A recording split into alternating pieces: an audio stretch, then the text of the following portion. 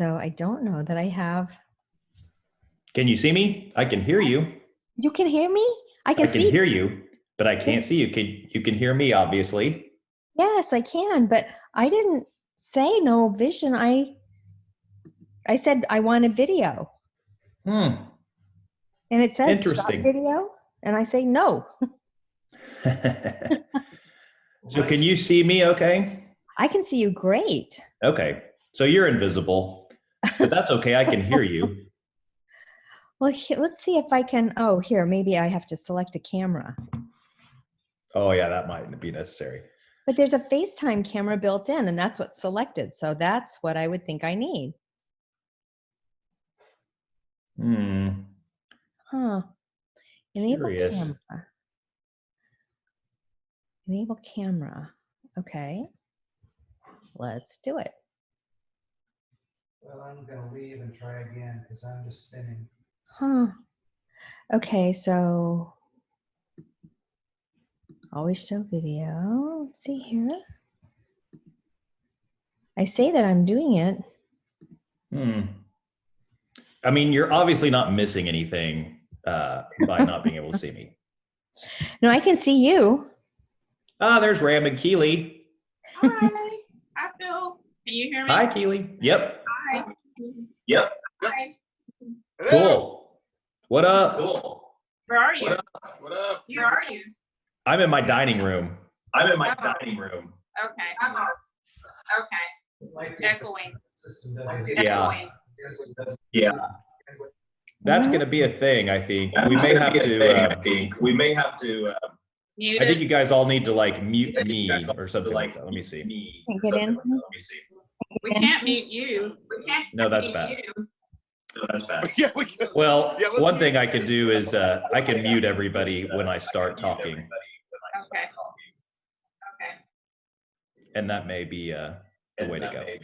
That's what you got to do. That's what you'll have to do. Yeah. Yep. Mute us. Yeah. Because I can mute everybody, and then I can call on you one at a time. So you should have a feature on your thing where you can raise your hand, and then I can call on you. I've been dreaming of a class where I could mute everyone anyway. No, I'm not. select them. You certainly want to mute me. Right, for sure. Hi, Lucy. It says that I am, though. It says I'm on Power BI. Okay, I'm going to mute all of you so that we don't listen to everybody. Here comes the big mute. It's coming. Okay, you're now all muted, but you should be able to hear me. And you should be able to raise your hand if you want. There should be a way for you to like signal that you want to speak on your end. So you can look for that. Yeah, or you can just raise your hand in the video like Ram just did. But I don't have pictures for a lot of you. So anyway, we'll get started here in a few minutes. See, Keely raised her hand. Keely, now you can speak. Oh, I was just gonna say I don't see anyone, but if we're in, people don't like to show themselves if they're in their PJs, so you just have to accept that. We may not want you to. Yeah. Okay. So let's see. We'll go here in a second. So go ahead and practice raising your hand on your feed if you want to, everybody, or just do it. Yeah, Lucy just did it with her hand. Great. See, now I can unmute you, Lucy. Hi, Lucy. Hi, Phil. Okay, I'm muting you again. So anyway, let's see. Rebecca, can you hear me? I can hear you, but I don't see where to raise my hand. There should be 3 little dots there that will allow you to do it. Oh, 3 little dots. I'm looking. Yep. Hi, Tisha. Are they at the top or the bottom? They should be at the top of your thing. Well, let's see, in the bottom, because I'm the host, so mine looks different than the rest of yours does. Keely has raised her hand again. Keely's going to give us some feedback. I didn't raise my hand. Your hand is up. There, I turned it off. Okay. You're muted again. Okay. If you guys have multiple screens and you want to pull up the, or want to go to split screen on your computer, you can pull up the notes for the class session by going to the church's website. And on the website, I will show you. You can find it here. That's not here.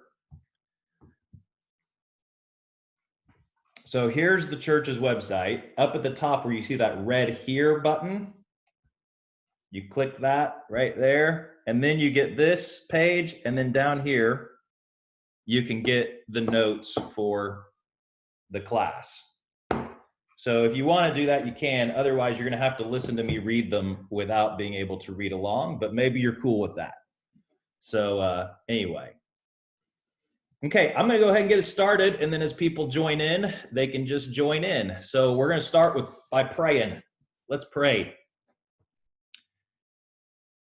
Holy God, we are grateful for this day and grateful for the technology which makes being together possible. Today, as we spend this time studying this portion of the Sermon on the Mount, we ask for your wisdom and your guidance. Let it shape us and form us and help us in these difficult days. We thank you for what you've done for us. We pray in Jesus' name. Amen. Okay, so let's see. Make some sort of signal if you want to speak, and I will try to look up here regularly to make sure we do that. So there wasn't supposed to be a class today, but what I did was I just split up next week's class. And so it was 2 in 1 anyway, so it worked out fairly well. What we were supposed to be doing right now was gathering in the parlor and receiving new members. So that's a bummer, but we'll have to do that another time. So what we're going to do is we're going to look at Matthew 5:38 to 42. Oh, it's a cat. There's Tish's cat's ears. You may see my dog at some point, or one of the dogs during this thing. So anyway, let's go ahead and get started. This is Matthew 5:38 to 42. Oh, yes. Graham, is that a cat? Yeah, great. Everybody hold up an animal if you have one handy. Just pick it up and hold it up so everybody can see it. Okay. 5:38 to 42. You've heard that it was said, an eye for an eye and a tooth for a tooth. But I say to you, do not resist an evildoer. But if anyone strikes you on the right cheek, turn the other also. And if anyone wants to sue you and take your coat, give your cloak as well. And if anyone forces you to go 1 mile, go also the 2nd mile. Give to everyone who begs from you, and do not refuse anyone who wants to borrow from you.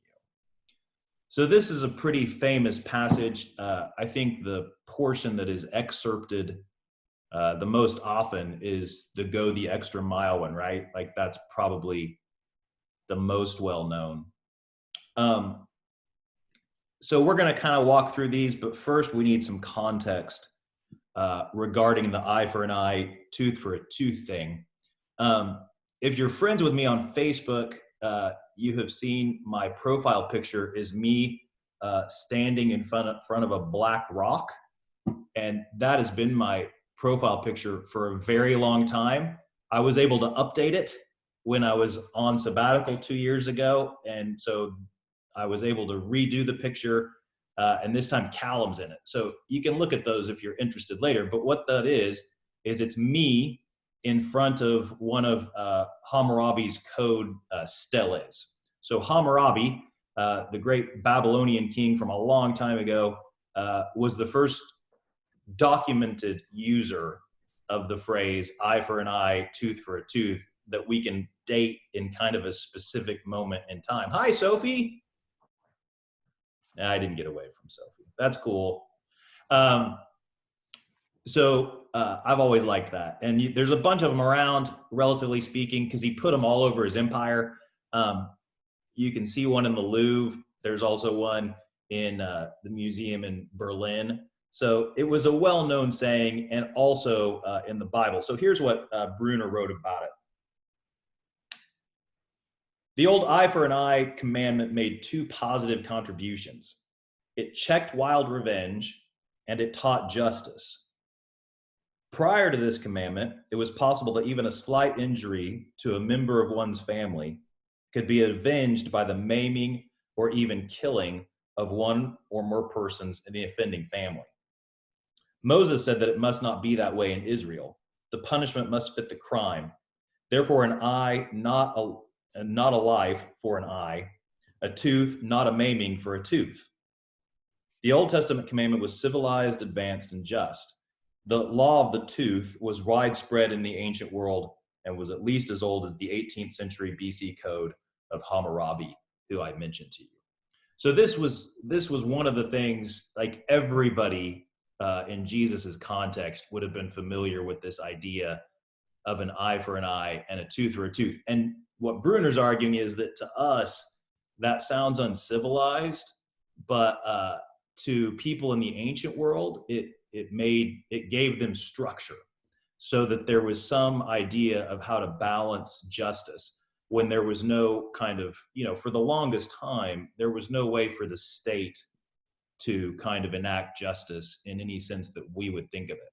So it really came down to families protecting families, even within these kind of ancient civilizations. But the problem was that would spiral out of control. I think what I'm going to do now, because Bruner helpfully included several quotes kind of from literature and history to frame this. And one of the ones he included is this scene from Huckleberry Finn. And I think this gets at what Bruner's point is about the issue of justice. So this is near the end if you're looking along. For the wild revenge of the vendetta in American tradition, see Buck's description of a feud to Huck Finn. So this is their conversation. What's a feud, Buck? Why, where was you raised, Huck? Don't you know what a feud is? Never heard of it before. Tell me about it. Well, says Buck, a feud is this way. A man has a quarrel with another man and kills him. Then the other man's brother kills him. Then the other brothers on both sides goes for one another. Then the cousins chip in, and by everybody's killed off. And there ain't no more feud. But it's kind of slow, and it takes a long time. So that is what the eye for an eye, tooth for a tooth commandment was trying to stop, were these kind of blood feuds that would arise in the old days. So that kind of frames it. Anybody have anything you want to say at this point? All right, great. We're going to keep going. So this is Hauerwas's framing of the passage, which I think is kind of interesting for us. And we're going to get deeper into this idea of non-retaliation. Non-retaliation is not a strategy to get what we want by other means. Rather, Jesus calls us to the practice of non-retaliation because that is the form that God's care of us took in his cross. In like manner, Christians are to give more than we are asked to give. We are asked to give to those who beg because that is the character of God. Indeed, as we learn in Jesus' parable in Matthew 25, just to the extent we have not responded to the least of these, we have also failed to respond to him. So this is a good thing to think about. All through the Sermon on the Mount, it's not a self-help sort of affair.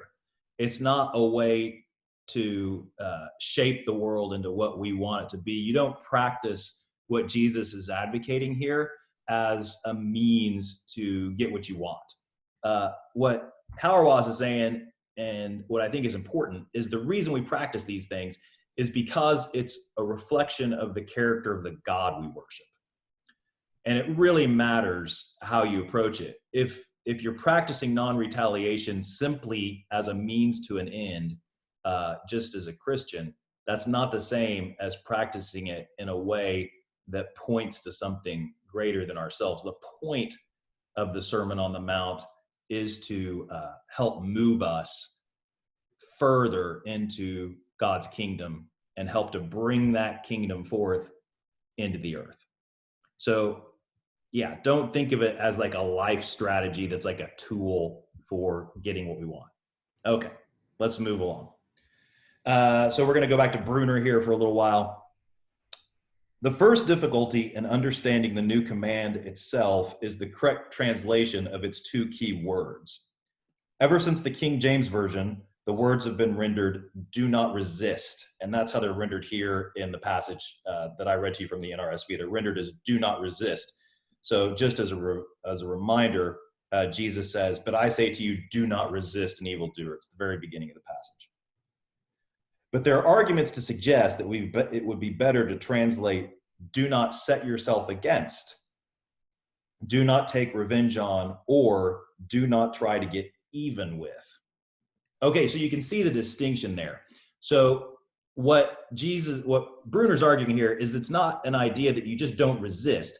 The idea is that you try to break that cycle that we talked about earlier, that feud cycle. So you try to take that eye for an eye, tooth for a tooth to another stage of development, where what you're doing is you're breaking out of the cycle of vengeance. Well, they've done this to me, so I have to do this to them. And then once I've done that to them, they have to retaliate against me. So when we frame it that way, when we say, do not try to get even with, it really changes the interpretation of the passage, but probably for the better, in terms of trying to understand what it is that Jesus is trying to do to us here. Okay, any questions, anything you want to say so far? All right, we're going to keep going. Okay, so continuing with the next thing. All four of Jesus's little steps are little confrontations.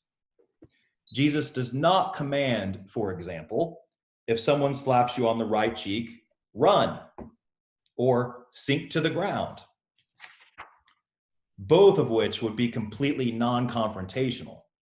No, confront the evil one with a surprisingly non-violent response. Turn the other cheek, give the other garment, go the extra mile, give the other loan. Wherever this command has been tried socially or politically, it has proved very relevant indeed. Where it has been dared, obedience to this command has changed the face of even national life. The most prominent examples of this in the 20th century, of course, was Gandhi's rigorous adherence to nonviolent resistance that then was a model for Martin Luther King here in the United States. So nonviolent resistance. So you're not being passive, but you are not matching violence for violence. Ram, you got a question? Did you have your hand up? Yeah, I got you. Yes. Can you hear me? Yep. I'm thinking of kids in school and bullying and things like that. What kind of guidance can we provide our children when they get to that age to be able to turn the other cheek when they're being bullied or they're being picked on? Or, I mean, what's the correct response to that? Right. So how would you apply this to bullying? It's a good question. What do you think? Like, you've heard a little bit about this. How would you apply it? Well, I would just say that growing up, my dad taught me to defend myself, and I was never bullied. But if you're picked on, and someone picks on you, you get them back. It's Right. almost like you retaliate. Right. That's just my dad's old. Yeah. Yeah. So if you didn't want to go with the retaliation angle, then there would be some other alternatives. So one of the things, I think the core idea would be that you want to try to break the cycle of retaliation, because most likely, whether it be on a playground or in the real world or in a prison, once you start the cycle of retaliation, it's not going to end, or it's just going to get worse. Yeah. And we see that a lot. I'm going to mute you because I can hear myself, but then raise your hand if you want to respond to this. But there has to be, I think the ethic you want to instill in a child based on this passage is you want to end that cycle of retaliation. So change the goal, right? So the goal here is not to get the other person worse than you were got. It's not to get the other person in order to make them feel like you were made to feel. The goal here is to break out of that cycle, which is hard, but it's also subjective. Like there's not a universal way to apply this, I don't think.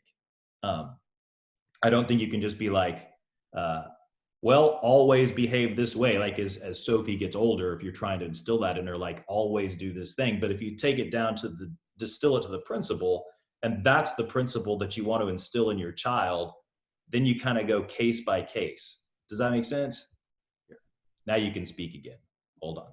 Now, there. Okay, go so ahead. but the other person's intentions were Mhm. were not way. Is it your job to then change them? Mm-mm. Yeah, don't think of it so much, I think, as outcome based. Think of it as, like anything with a kid, like when you're raising a child, you're trying to raise them into the type of adult you believe they should be. And so I'm not saying you should tell your kid to just accept bullying. And obviously there's mechanisms within schools. You definitely want to follow those processes, just like you would when you're in the real world later. Like if somebody, robs your house, it's not like you're not going to call the police. The idea is that you're just not going to go rob their house. So there are mechanisms to pull, but what you're trying to do is instill that ethic in your child so that when then they're an adult, they try to break that cycle. So here's how it translates, right? If you're taught that as a child, if you're taught, and I'm not trying to say anything about how any of us were raised, but I'm talking in the abstract. But if you're taught that as a child, that when somebody comes at you, you defend yourself. And then you translate that ethic into your life as an adult, that has consequences for all of your relationships, right? Like it has consequences for how you relate to a boss, how you relate to kind of an antagonist in the workplace, how you relate to a spouse, how you relate to siblings. Like you have to, like there are times in all of our lives where it's absolutely vital that somebody stop the cycle of retaliation.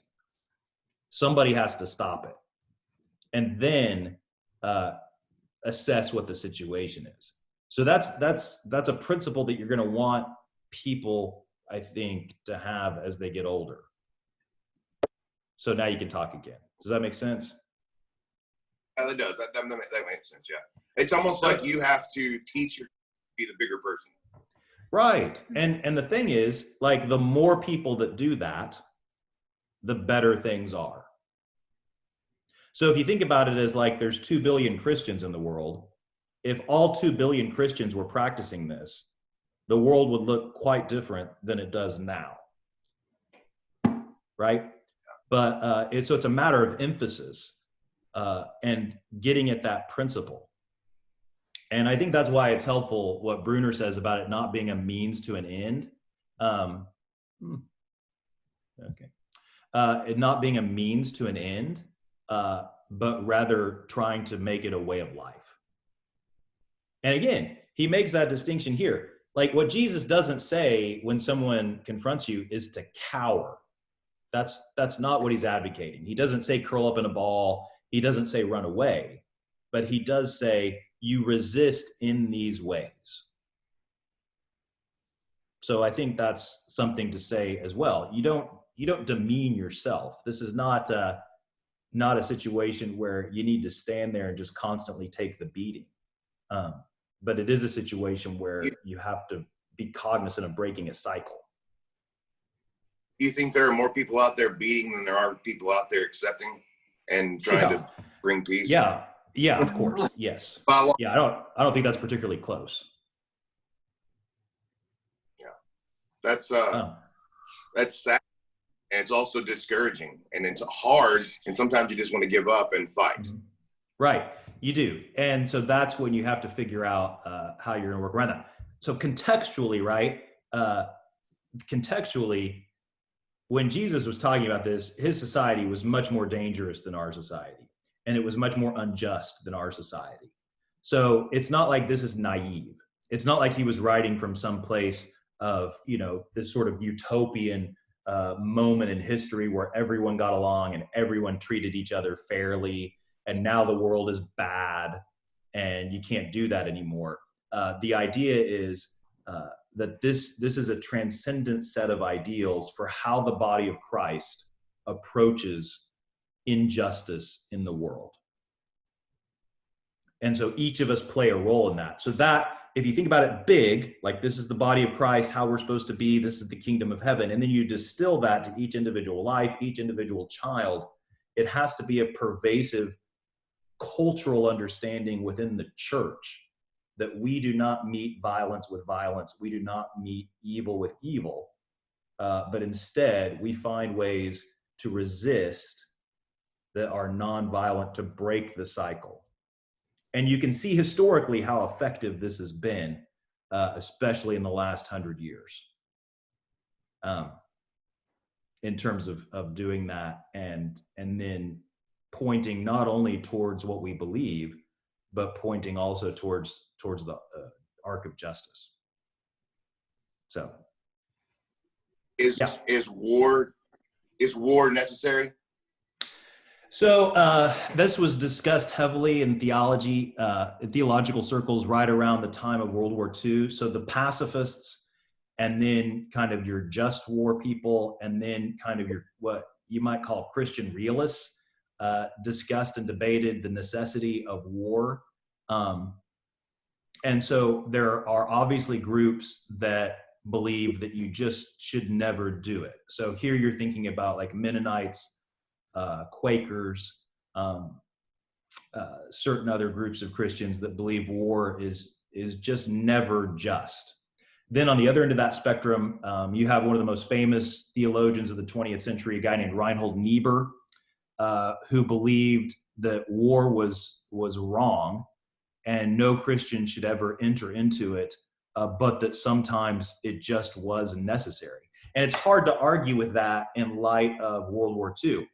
But what I think happens with that is I think a permission structure gets created within Christianity, which makes all war justifiable. And I think that's something to be very careful with. War should be the last resort. And I think too often that's not how it works. So I think you want to be very careful with it.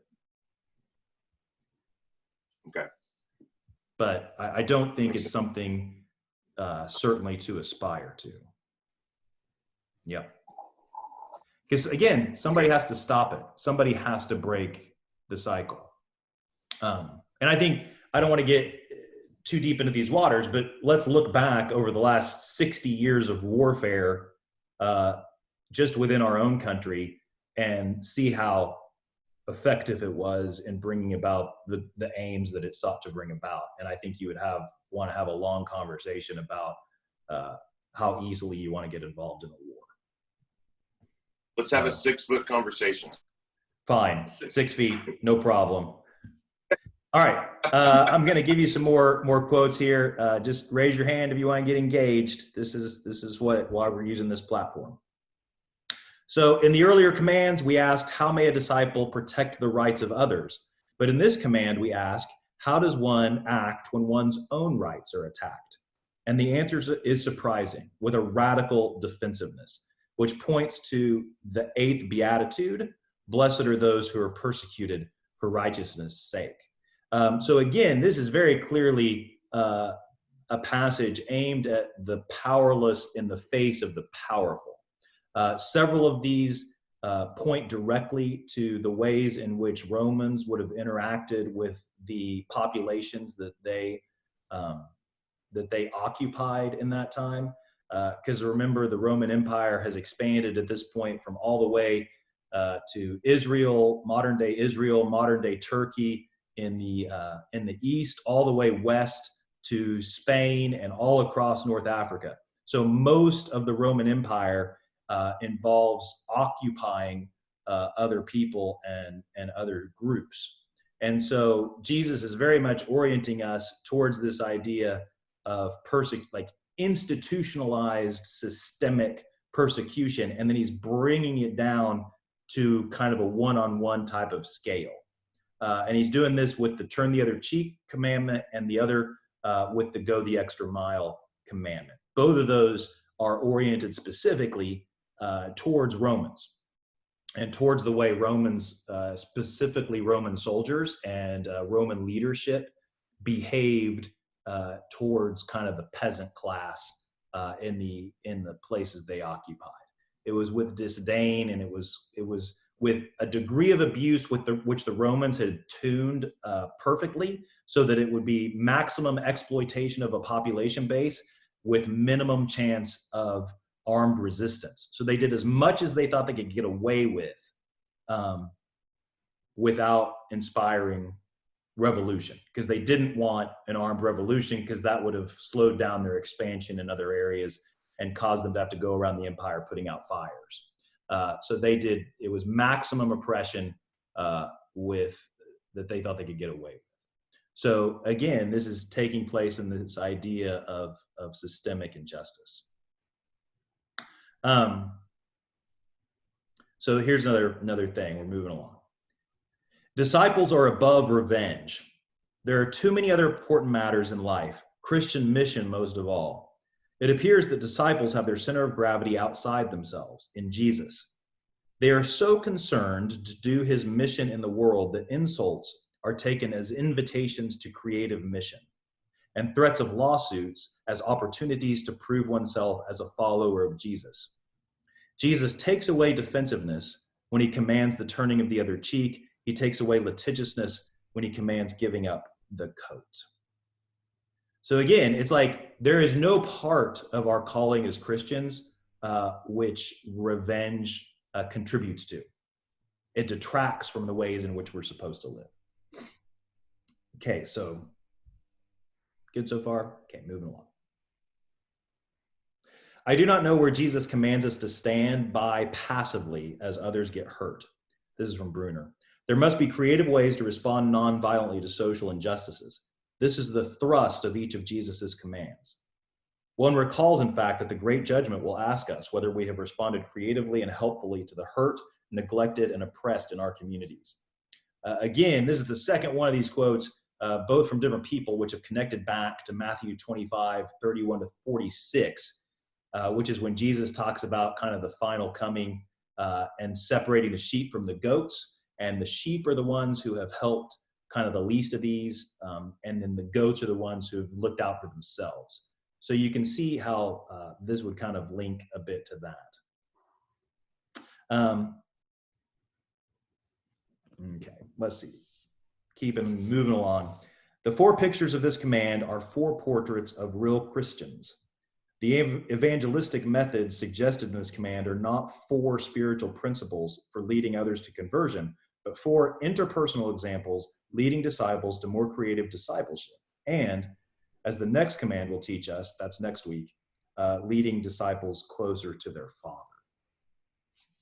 So there's four things here, right? So you've got the turning of the other cheek. If somebody asks for your garment, you give them your cloak as well. You've got go the extra mile, and you've got if somebody sues you, just hand over what you've got, or if somebody asks you for something, just give it. So those are creative examples of discipleship. What do they all do? There are some common themes here. One is they minimize the need for like honor and integrity. So like honor is a big thing, right? Like there's a lot of honor cultures in the world. Even today, Rome was very much an honor culture. And so this minimizes that as a value. Like your personal honor is just not that important in relation to the kingdom of heaven. So it minimizes that. And then it also minimizes our attachment to things in the world, which that's reiterated throughout the Gospels. But this idea that, you know, we hold what we have lightly rather than tightly. So if you hold it lightly, you know, what we have, of course, people want to be as comfortable as possible. But on the other hand, that's not our purpose. Our purpose is not to be as comfortable as possible. Our purpose is to conform our lives as much as possible to the calling of Jesus. So those two things, I think we're going to talk, if I remember right, I don't know if I used them or not. Yeah, we're going to get to the honor thing here in a minute. Okay, so this is our final Bruner quote for the morning. The focus in all four portraits in this command is degradation. It is usually possible for persons to be willing to be degraded only if they have been previously upgraded. In theological language, only when persons know themselves before God will they usually be willing to be treated unjustifiably by people. Therefore, disciples will live in this second half in the sanctifying commands.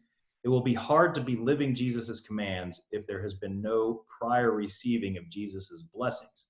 So what he's saying here is that there's a reason that the Sermon on the Mount begins with the Beatitudes, right? You know, blessed are the poor in spirit. Blessed are those who hunger and thirst for righteousness. Blessed are the meek. Blessed are the merciful. So you have these ideas like, if this is who I am, and this is how God sees me and sees these things as being blessed, then how other people see me is not as important. If other people see me as inferior or as less than they are, that's not right, but it also doesn't in any way define me. I'm not defined in those ways, and that is what empowers us to change our responses, and particularly in this passage, this is what empowers us to break the cycle of eye for an eye, tooth for a tooth, of vengeance, right? My honor doesn't have to be upheld. My honor is really insignificant next to, for example, my value of being meek, or my value of hungering and thirsting for righteousness. Those are the key values for me in my life, and those are the values that shape my relationship with God, and therefore those are the values to protect and defend and uphold, and those are damaged if I go punch the guy who punched me. So while we pull out these things from the Sermon on the Mount in little increments, they do fit together as a collection. And so they always need to be framed through the first verses of chapter 5. So if you don't remember those or aren't as familiar with those, I would recommend revisiting those. I think it's verses 1 through 12, but it's the beginning of chapter 5. So, questions so far? I'm looking at all of you. Nobody wants to say anything. Okay. Oh, wait, Ram. Go. Always Ram. When you see obvious evil, and there's the Holocaust as an example, how do you combat obvious evil that needs to be eradicated without some sort of violence or retaliation? So, right, like World War II is it's so distracting to like hear my voice over my voice. Like that's a real flaw. Anyway, so World War II is the obvious example, right? So you have what looks historically like a pretty clear line between good and evil, right and wrong. And the Holocaust, also an example. Obviously, the Holocaust at its core, though, and I think this is the way to think of it, the Holocaust at its core was a failure of the German church more than it was an act of violence perpetrated by the Nazis. The German church, and by and large the churches of Europe as Nazism spread, behaved cowardly. If they had behaved in the same sort of systemic, organized way that you saw in the United States in the 1960s with the civil rights movement, or that you saw in India amongst the Hindus with Gandhi several decades before that, there would have been no Holocaust. So I think it's important that we don't, in these types of situations, focus on kind of the nation state versus nation state issues of the world. Those will always be there. What we focus on is the role that the church plays in laying the foundation for the perpetuation of injustice versus the ways the church works in stopping injustice and looking out for the vulnerable. There is nothing in Scripture which gives us permission to not care about the vulnerable. Nothing. We are called exactly to do that. And it is reiterated consistently throughout Scripture. So by the time, there's my dog. I told you. So by the time that the Holocaust is happening, the problem there is the complete and total failure of the German church to have stood up at any point along the way when they could have stopped what was happening. And that, I think, is the place to look and the place to have the conversation. And then that leads us to ask questions of ourselves today as the church and as followers of Jesus, as it relates to what are we standing up for and what are we tolerating and what are we permitting? Because it's obviously very hard. You're putting yourself at risk. And it only works if everybody gets on board. But that's the failure. So I'm going to unmute you. No, that makes sense. I think it goes back to what we were talking about earlier, that there are more bad. There's more bad than good. And how do we build up the good to combat the bad? And I think that we've resorted to violence or negativity. And so we tend to think of things very much like most of us resonate with that idea of an eye for an eye and a tooth for a tooth. And that's where it breaks down. So it requires a good degree of self-awareness, a good degree of the cultivation of disciplines and values, and a good degree of, this is why the dog was barking. We had a Mary Mall visit. Lucy, do you recognize these? Yeah. Anyway, what was I talking about? Yeah, so just this idea of discipline and then cultivating this sense. So this goes back though, Ram, this goes back to the conversation about bullying. When we instruct a child to punch back, if somebody's pushing you, you push back, then what we are doing is laying the foundation for them being an advocate of that perpetuation of violence later in life and in bigger ways. So it's all linked together, and it doesn't work if the child doesn't understand that no matter what happens to them on the playground, who they are is a beloved child of God. That's who they are, no matter what anybody else says to them. And it's up to the church and parents to instill that. And then it's up to the child to understand that and live that as they grow. And then by the time, hopefully, they're an adult, they have some sophisticated understanding of what it means to resist injustice as a Christian. And so you resist always with love, right? Like that's the underlying pervasive Christian ethic is love, which we're going to get to the advanced level of that next week because these two passages go together. Sounds good. It's, as having a child, it's going to be tough to, as she grows up, to instill those values, simply because I know if I was out somewhere and I was being picked on or somebody picked on Lindsay, I would retaliate by taking care of the situation. And I don't think that's the right thing to do, but it's hard.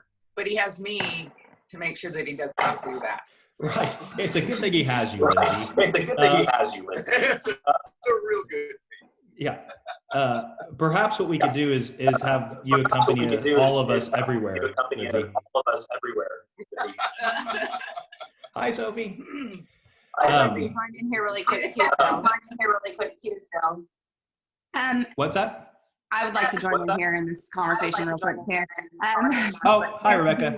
I'm also dealing with having a child that is a similar age, in the bullying phases. And it is, to come back with what Ram said, it is absolutely, it's hard. It's a hard line to say what is okay to defend yourself and what becomes retaliation. And then as you watch your child slowly start to retaliate just immediately, then we have to stop and take a step back. And so my suggestion would be to really kind of take these values here and start from a little bit younger age, and looking at that, because retaliation does become a issue later down the road.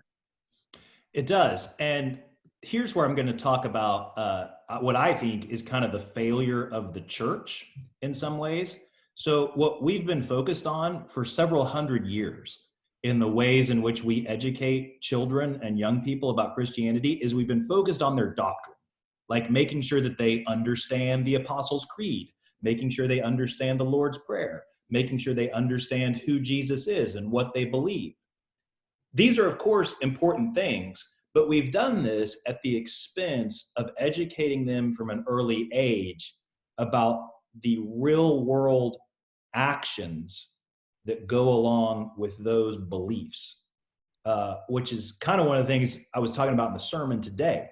But if you don't connect those, especially for kids, we have this belief, it leads to this value, which leads to this action, then it's much harder for them in the heat of the moment, like Rebecca's talking about, in the heat of the moment, to make good decisions. It's so hard. If we haven't connected those things clearly in our mind, then in the heat of the moment, we will revert to our instinct, to that fight or flight instinct. And that's specifically what Jesus is trying to kind of undo. But that doesn't just happen by reading a passage once. It happens by this kind of constant connection. Okay, we believe God is thus. We believe God loves us and values us as children. We believe this because of Jesus and what Jesus did. And because of what Jesus did and because of what we believe about God, then we listen to these teachings. And we see these teachings in light of what Jesus did and what we believe about God. And then that means if we believe all those things, then we hold these values and live this way. And so getting that connection, I think Rebecca's absolutely correct, from the earliest age possible is vital. Vital. Yep. Okay. So here, let's listen to this quote. This is from Robinson Jeffers, which I think is an interesting one.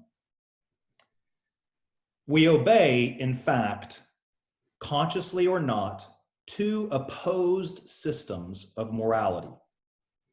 On the one hand, we believe in Christian virtues, universal love, humility, non-resistance.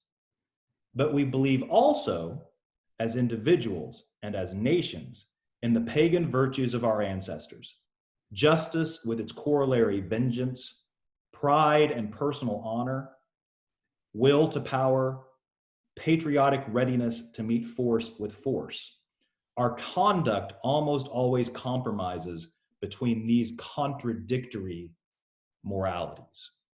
So you see what he's arguing there is you've got these cultural values and you've got these Christian values, and they work like this. So in order for your Christian values to dominate those cultural values, you have to do kind of hard spiritual work. It doesn't just happen kind of overnight or accidentally. It requires cultivation and tending to. So anyway, the last thing I want to read here, and then we can close with any conversations. I thought this was very helpful when Dale Bruner was including kind of his cultural and quotes and things from literature. He included this from Abraham Lincoln's second inaugural address, which I think should sound familiar. I think they used this in the movie Lincoln a while back, if you saw that.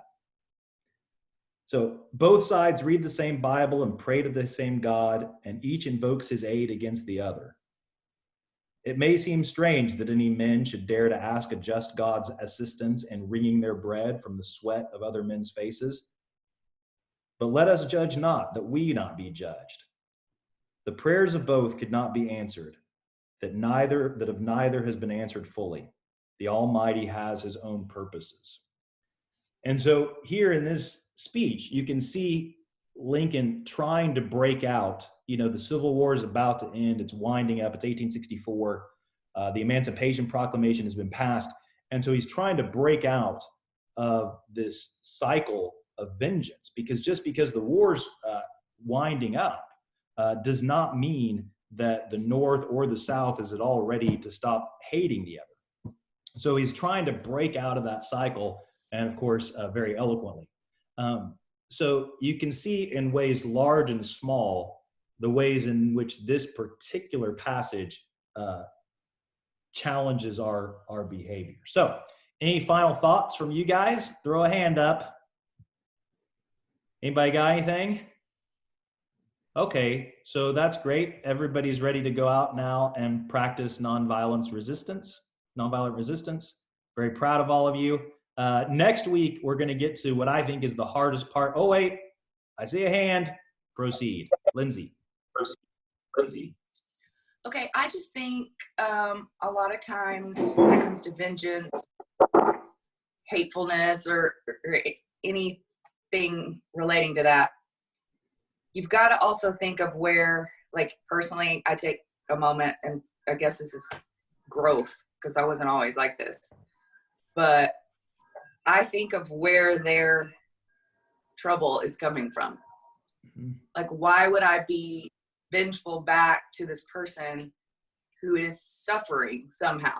They wouldn't be ugly or mean or hateful if they weren't hurting somehow or trying to fix something inside of themselves that they're not even aware of. So I think it also takes being a little bit smarter than the person being mean or whatever. And that old saying, killing them with kindness or whatever. Right. Which is an actual thing. Exactly. And killing them with kindness is exactly one of the things that Jesus would advocate with this kind of in his passage. But what you articulated, Lindsay, is so, so important. So what happens when someone hurts us or we're scared of someone? What we tend to do is reduce that person down to just their actions toward us. And we don't see anything else around them. And so what that does is it dehumanizes the other person. Once we've dehumanized somebody else, it gives us then permission to treat them in ways that we wouldn't ordinarily treat other people that we see as full people. So when you sit there and you think about, wow, this person's being really nasty to me, there must be something seriously going on under there. And I feel badly for them.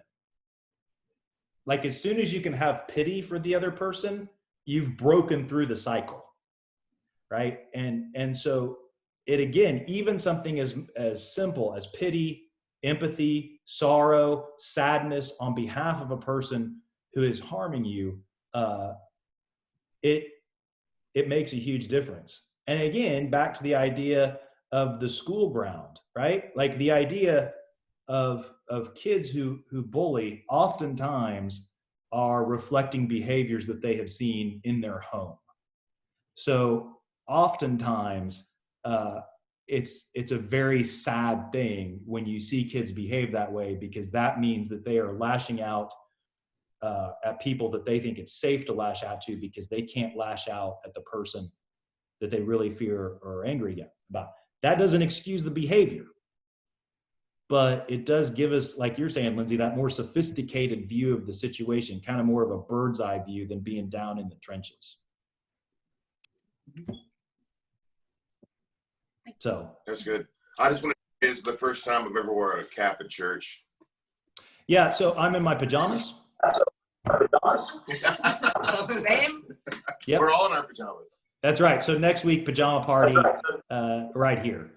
So anyway, okay, so next week we move on to loving your enemies and praying for those who persecute you. So it'll be a deeper reflection on the themes from this week. Okay, anybody else have anything to say? Okay, I'm going to close this down. Bye, everybody. Thanks for coming. We exit this. Let me show you something. Okay. All right, bye.